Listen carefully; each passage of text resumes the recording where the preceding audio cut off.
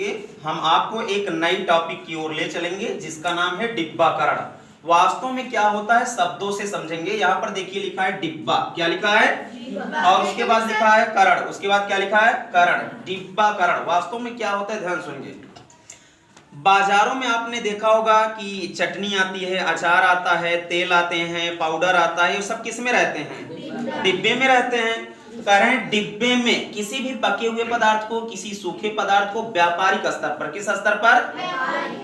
डिब्बों में रखने की क्रिया, डिब्बों में रखने की क्रिया डिब्बाकरण कहलाती है।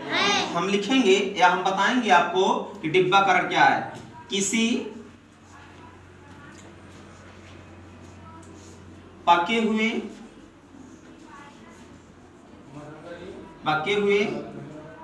अथवा सूखे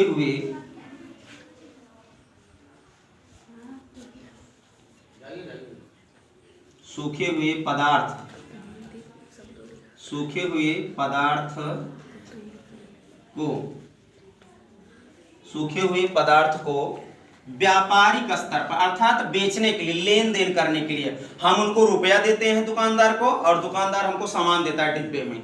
तो कह रहे हैं किसी पके हुए अथवा सूखे हुए पदार्थ को व्यापारिक स्तर पर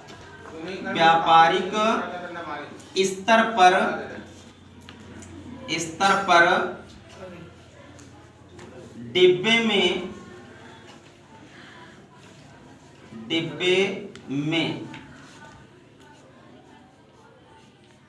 रखने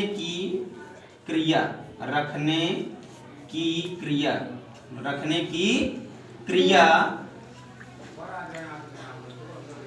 डिब्बाकरण कहलाती है। क्या कहलाती भैया? डिब्बाकरण कहलाती है।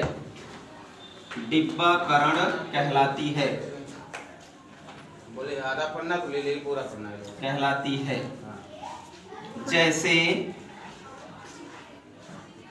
जैसे अचार देखा होगा आप लोगों ने, अचार किसमें पैक होकर के आता है? तेल किसमें पैक होकर आता है?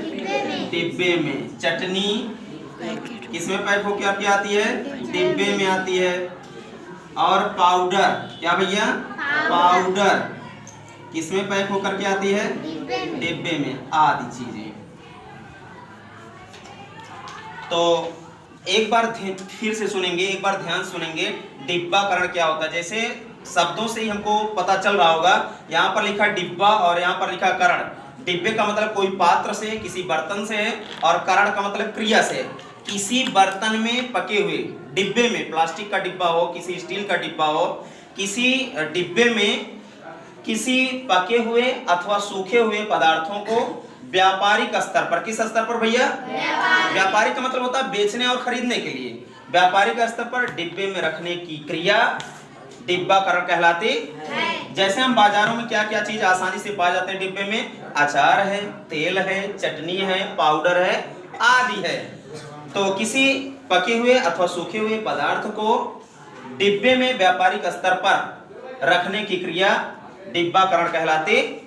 आशा करते हैं हमारे द्वारा बताई गई बातें आपको पसंद आई होंगी, इसलिए आप चैनल को सब्सक्राइब करें, बेल आइकन दबाना ना भूलें। जय हिंद, जय भारत।